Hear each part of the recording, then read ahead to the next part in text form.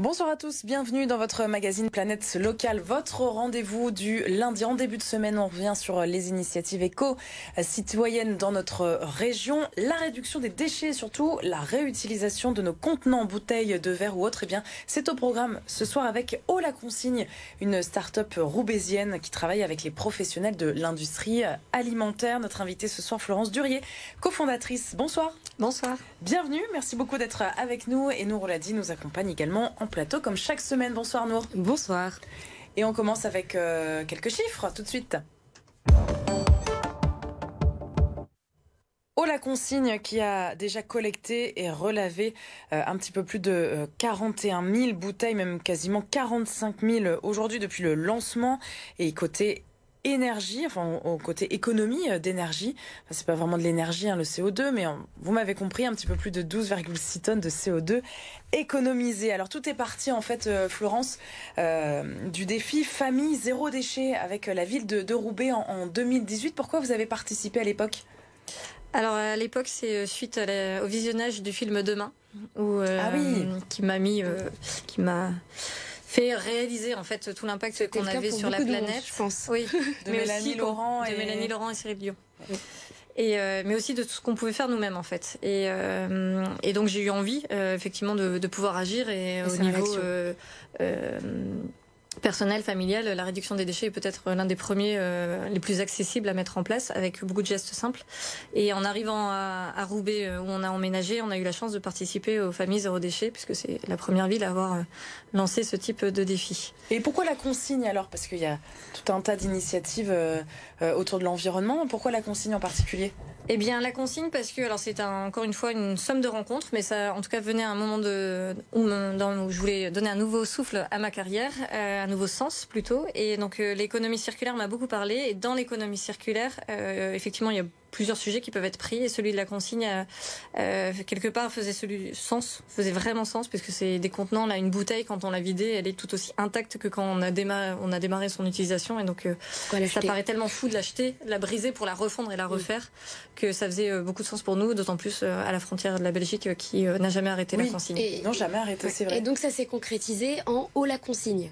C'est quoi le concept ? Comment ça fonctionne ? Alors, Eau la Consigne, en fait, le concept au global, c'est de vraiment favoriser le déploiement de filières de réemploi de contenants, donc les bouteilles qui sont très évidentes, mais aussi les plats, les gobelets, les bacs, qui peuvent être réemployés de nombreuses fois plutôt que jetés après un seul usage. Et donc, nous, on va aider les industriels, en fait, les industriels de l'agroalimentaire, de la restauration, pour mettre en place toutes les solutions opérationnelles et le conseil qui est nécessaire pour passer au réemploi. C'est quoi le circuit justement avec eux, avec ces professionnels-là ? Eh bien, par exemple, pour les bouteilles, qui est la première filière qu'on a lancée, en fait, le premier sujet, c'est d'adapter la bouteille et son étiquette au réemploi. Donc, il y a toute une partie conseil et adaptation du contenant au démarrage. Ensuite, il y a la partie où on va cartographier la distribution pour voir comment vont revenir les bouteilles. On va mettre en place des outils de communication pour les clients. Et au final, on va collecter, trier, laver et conditionner ces bouteilles pour qu'elles puissent de nouveau être remplies. Et comment, en fait, qui peut utiliser ces bouteilles réutilisées, ces bouteilles et plats nettoyés Alors aujourd'hui, nos premiers clients sont les brasseurs. D'accord. Mais on a aussi des clients, des producteurs de jus de fruits, de vin, de kombucha, de soupe. Donc en fait, tout produit alimentaire qui est contenu dans une bouteille aujourd'hui peut l'être dans une bouteille réemployée, et donc peut faire vivre plusieurs fois la même bouteille. Et ils passent directement par vous ou... Oui. D'accord. Ce sont nos clients en direct en fait. Et eux, vous sentez, ils ont besoin d'un coup de main, évidemment, dans tout ça. Ils sont réceptifs à ce modèle-là ? Ils sont pour certains en attente. En fait, si on a démarré, c'est notamment via un beau partenariat qu'on a eu avec la brasserie Moulin d'Ascq dès le démarrage.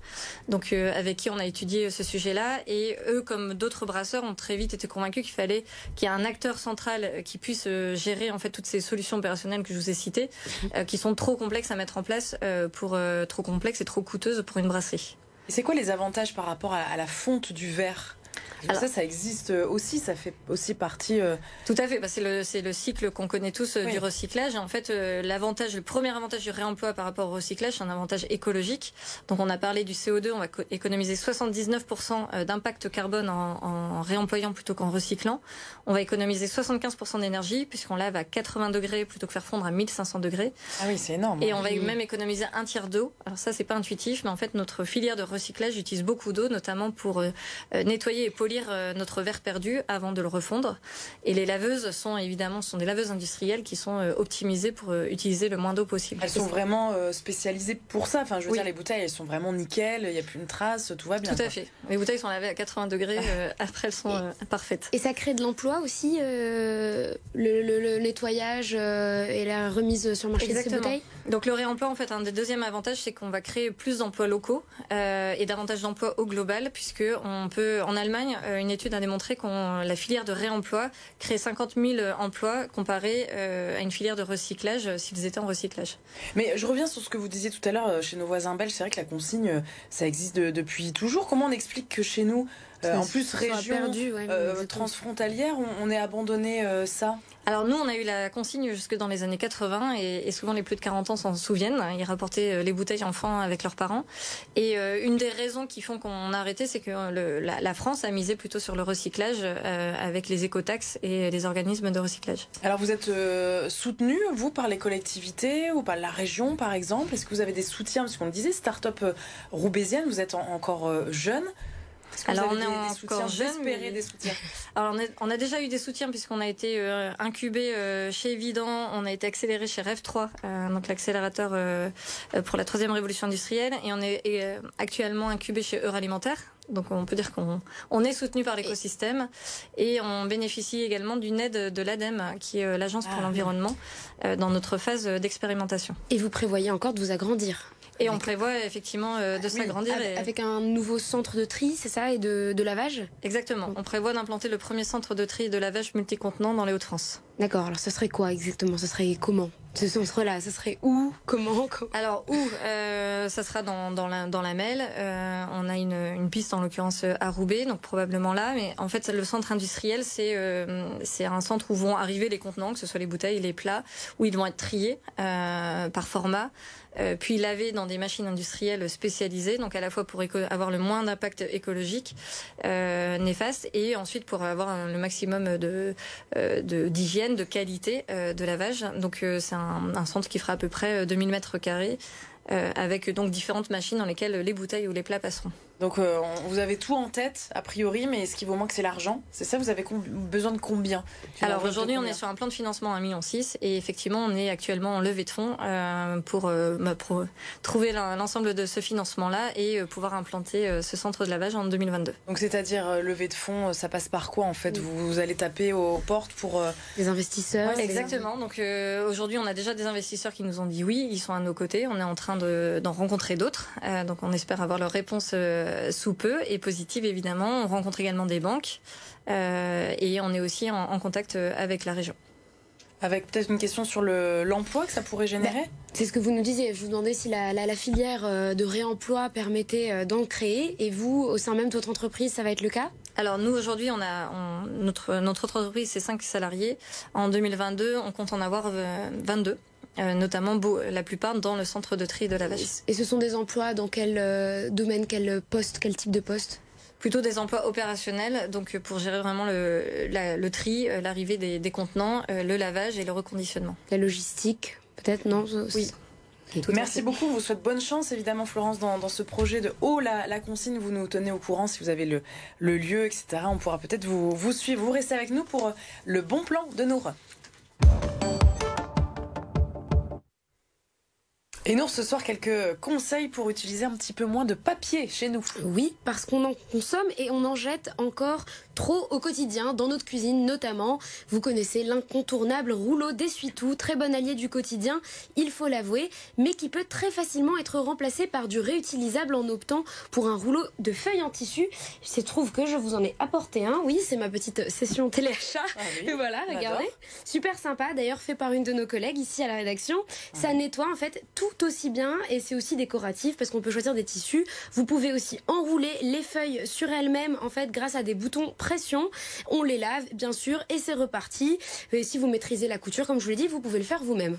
J'ai jamais vu ça. Bah ouais, moi je C'est trouve pas ça mal. super sympa. Et je l'ai découvert justement grâce à Margot. Bravo, Margot. Il y a aussi le papier aluminium. J'imagine. Ça, Oui, faut essayer de... on peut essayer de s'en passer aussi. On peut emballer, couvrir notre nourriture autrement avec des feuilles de cire d'abeille. J'en ai aussi, regardez, ça Allez. ressemble à ça. C'est plutôt connu maintenant, Ouais. franchement. Elles sont malléables et elles peuvent servir à tout emballer en fait avec la chaleur des mains. On peut leur donner leur forme. À Lille d'ailleurs, il y a une entreprise spécialisée dans les emballages écologiques réutilisables. Ça s'appelle Habibi Wrap. Ça a été lancé par 2 enseignantes lilloises il y a 2 ans. En fait, elles achètent même leur tissu dans la métropole lilloise, donc c'est du circuit court. Il existe aussi, vous savez, les couvercles en silicone qu'on peut mettre. Voilà, il y a plein de façons d'emballer autrement qu'avec du papier jetable.